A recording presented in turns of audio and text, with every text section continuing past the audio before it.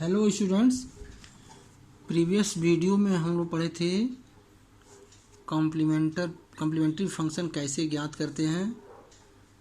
और उसमें आता है कि ऑक्सिलरी इक्वेशन। तो ऑक्सिलरी इक्वेशन में कई केस है कि रूट्स उसके डिफरेंट होंगे। तो जितने रूट्स डिफरेंट होंगे उतने उसके केस होंगे। इसके बाद इस वीडियो में हम लोग पढ़ेंगे पर्टिकुलर इंटीग्रल मतलब F D Y is equal to Q, where Q is a function of X R constant only. Q जो है एक्स का फंक्शन हो या फिर कांस्टेंट हो।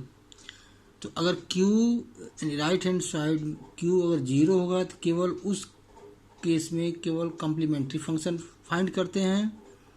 अगर क्यू एक्स का कोई फंक्शन है या फिर कांस्टेंट है तो उस केस में पर्टिकुलर इंटीग्रल भी ज्ञात करेंगे और कंप्लीट सॉल्यूशन लिखेंगे। Complete solution y is equal to C F plus P I, यानी पी आई भी इसमें लिखेंगे। सी एफ पी आई दोनों ऐड कर देंगे तो वो कंप्लीट सॉल्यूशन होगा। तो पर्टिकुलर इंटीग्रल जो है q अपॉन एफ डी, और q जो है डिफरेंट केस होगा। q का अलग अलग फार्म है, जितने फार्म उसके रहेंगे उतने उसके केस होंगे। तो पहला केस हम लोग पढ़ेंगे इसमें, case 1, when q equal to E to the power A x. अगर q E to the power A X के फॉर्म का है तो पर्टिकुलर कैसे निकालेंगे। पर्टिकुलर इंटीग्रल निकालने के लिए e to power A x upon F D equal to E to the power A x upon F of a, यानी कि जहाँ जहाँ डी रहेगा डिनोमिनेटर में उस डी की जगह पे ए रख देंगे। ए क्या है, e to the power A x. E to the power जो एक्स का कोफिशिएंट ए है वही जहाँ जहाँ डी रख देंगे तो इसका पर्टिकुलर इंटीग्रल हो जाएगा। ये कंडीशन है when F of A not equal to zero. F of A not equal to zero, denominator zero नहीं होना चाहिए। अगर डिनोमिनेटर जीरो हो गया, if F of A equal to zero then 1 upon F D its power A x equal to, तब इस case में क्या करेंगे, अगर डिनोमिनेटर जीरो होगा तो न्यूमरेटर में एक्स से मल्टीप्लाई करेंगे, यानी x into E to power A x upon, और डिनोमिनेटर को डी के रिस्पेक्ट में एक बार डिफ्रेंशिएट करेंगे तब डी की जगह पे ए रखेंगे, यानी x e to power A x upon f dash A not equal to zero.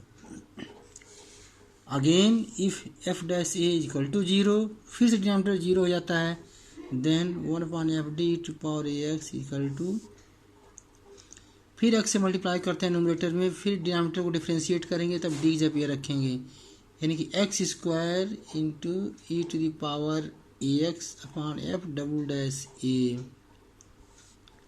F double dash A not equal to zero होना चाहिए, फिर जीरो हो जाएगा, फिर आगे इसे एक से मल्टीप्लाई करेंगे न्यूमरेटर में, डिनोमिनेटर को डिफ्रेंशिएट करेंगे और डी की जगह पे ए रख देंगे। तो ये है केस फर्स्ट। केस सेकेंड है when q equal to X to the power n। q जो है X to the power n, where n is positive integer, where n is positive integer। तो इस केस में पर्टिकुलर क्या हो जाएगा, 1 upon F D X to power n equal to, क्या करते हैं इसमें जो डिनोमिनेटर है उसको 1 प्लस एफ डी या 1 माइनस एफ डी बनाते हैं, यानी कि इसमें जो डिनोमिनेटर में जो कांस्टेंट टर्म होगा उसको कॉमन ले लेंगे। अगर कांस्टेंट टर्म में सब में डी है तो डी का कम से कम पावर जो होगा उसको कॉमन लेंगे और 1 प्लस एफ डी या 1 माइनस एफ डी बना लेंगे, into X to power N लिखेंगे ही। अब इसको डिनोमिनेटर में जो बनाए हैं 1 प्लस एफ डी या 1 माइनस एफ डी, इसको न्यूमरेटर में ले जाएंगे, 1 प्लस माइनस एफ डी पूरे होल का inverse into X to power N. अब 1 प्लस एफ डी बनेगा, 1 माइनस एफ डी बनेगा। तो इसको एक्सपेंड करेंगे बाइनॉमियल थियरम से, तो दो फार्मूले इसमें आएंगे। पहला आ सकता है 1 plus X to power minus 1 अगर आता है तो उसका फार्मूला लिखेंगे 1 minus X plus X square minus X cube plus dot dot dot. अगर 1 minus X to power minus 1 आता है तो सारे टर्म प्लस होंगे, 1 plus X square plus X cube plus X square 4 plus dot dot dot. इसी फार्मूले का यहाँ यूज करेंगे। 1 प्लस माइनस एफ डी जो भी रहेगा एक्सपेंड कर देंगे बाइनॉमियल से। और कहाँ तक एक्सपेंड करेंगे, x का जो पावर होगा n, अगर n इक्वल टू 1 है तो केवल इसका एक्सपेंशन जो करेंगे केवल d तक के टर्म लेंगे। अगर s का पावर 2 है तो इसका एक्सपेंशन जो करेंगे वो d स्क्वायर तक के।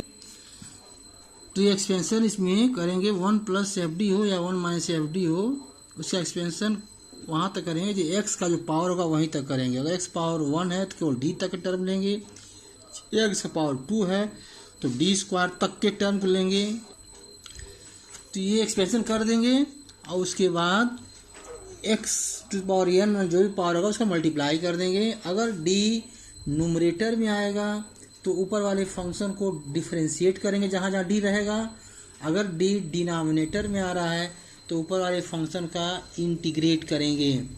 तो अगर d नीचे 1 आ रहा है 1/d तो एक बार इंटीग्रेट करेंगे। अगर 1/d स्क्वायर आ रहा है तो उसको ऊपर वाले को 2 बार इंटीग्रेट करेंगे। मतलब जय बार d आएगा उतने बार इसको इंटीग्रेट करेंगे। इसीलिए कोशिश करेंगे शुरू में जब हम कॉमन लेंगे 1 प्लस माइनस एफ डी जब बनाएंगे तो जब इसीलिए कोशिश करते हैं कि d डिनोमिनेटर में ना आए। अगर d आएगा तो फिर हमको इंटीग्रेशन करना पड़ेगा। उससे बचने के लिए कोशिश करेंगे कांस्टेंट टर्म कॉमन लें, और कांस्टेंट नहीं है तो कम से कम d का पावर हो उसको कॉमन लें, फिर प्रोसेस को आगे बढ़ाएंगे। ये ध्यान रखना है इसमें कॉमन लेने में। केस थर्ड है when q equal to sine A X और कॉस ए एक्स। q जो है साइन ए एक्स हो या फिर कॉस ए एक्स हो।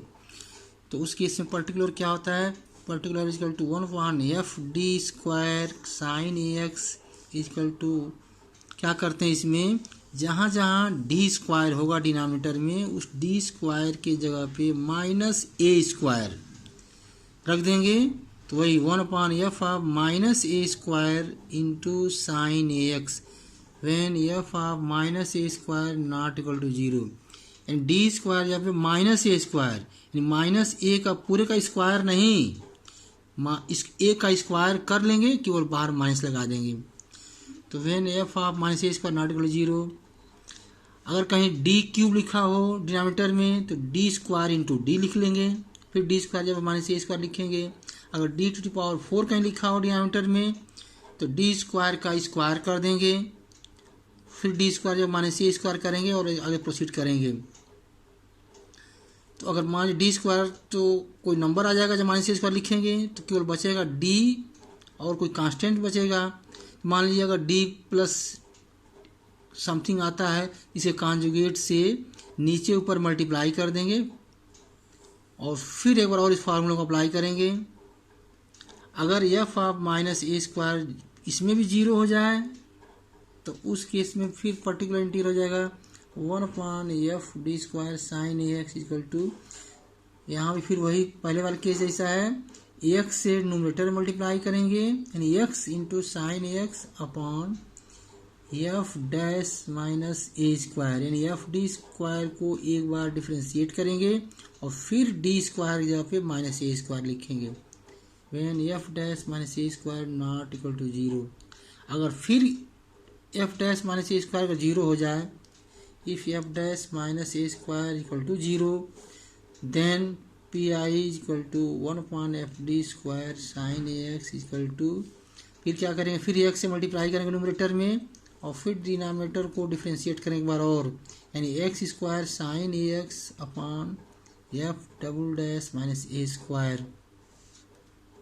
इसी तरह से अगर साइन जब कास है तो 1/(fd²) cos ax हो, तो फिर सेम वही रहेगा 1/(f(-a²) cos ax if f(-a²) not equal to 0.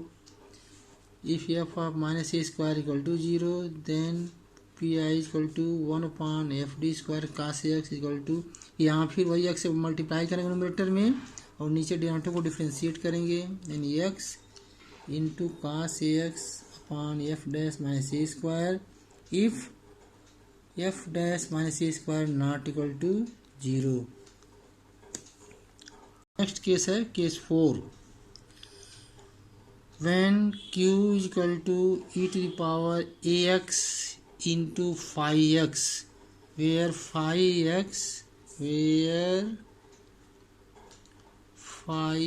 x is a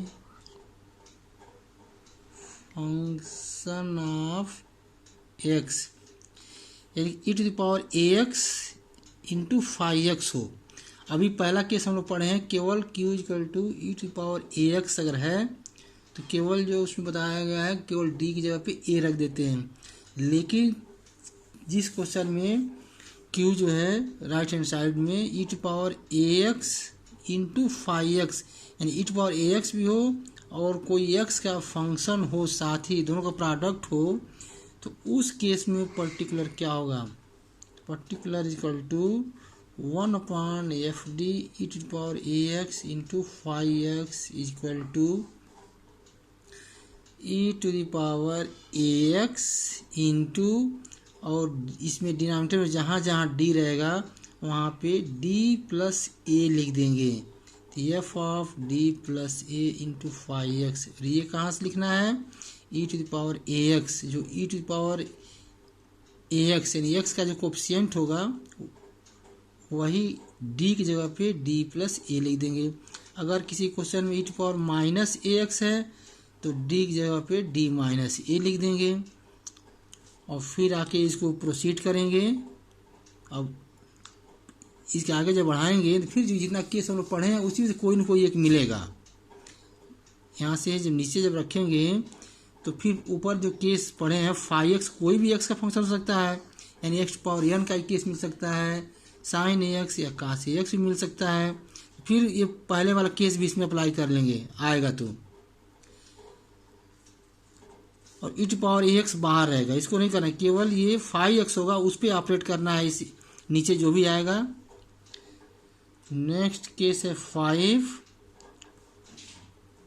when q is equal to x to the power n sin ax और x to the power n cos ax, तो इस case में particular क्या हो जाएगा, कि i is equal to x to the power n sin ax upon F D equal to ले सकते हैं इसको imaginary part of e to the power i a x into 1/(f(d plus a) का मतलब यहाँ x का coefficient ia है, f(d plus ia into X to power n.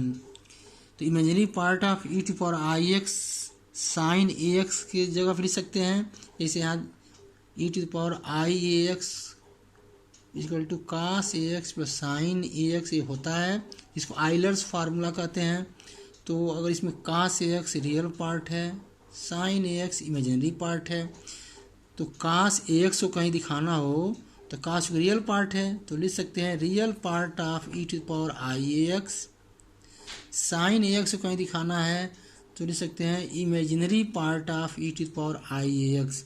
अगर sine A x x to power n के साथ है तो imaginary part of E to power I A x लिख सकते हैं इसको इंटू 1/(f(d प्लस a) का मतलब आई ए टू एक्स पावर एन.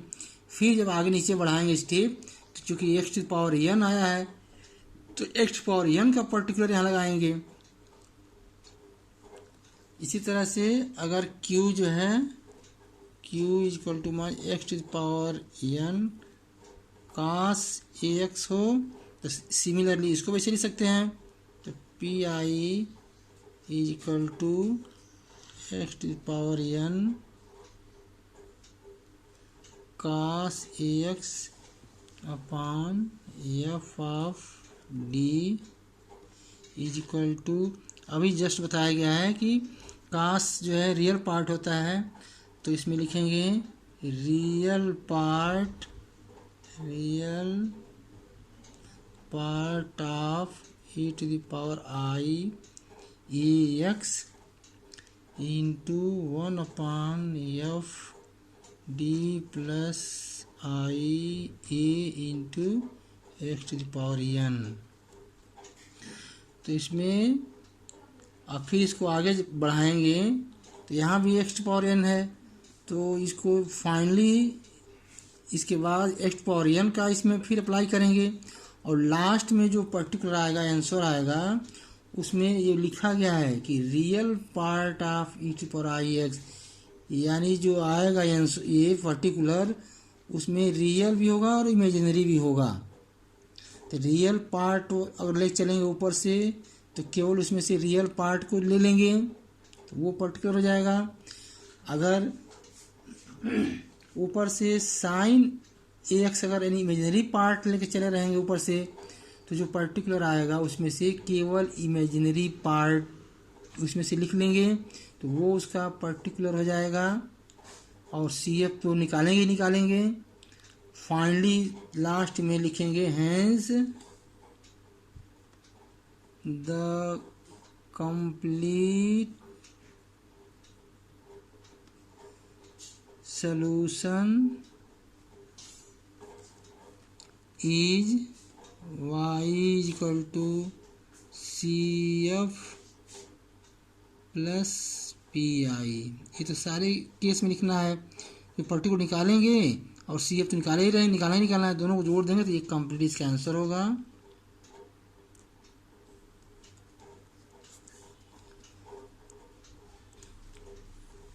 तो ये हो गया सारे केस जो पर्टिकुलर निकालने का। अब जो भी क्वेश्चन नेक्स्ट वीडियो में हम लोग इस पढ़ेंगे, अब इस केस पे आधारित जो क्वेश्चन अब कैसे किया जा रहा है अगले वीडियो में पढ़ेंगे। धन्यवाद।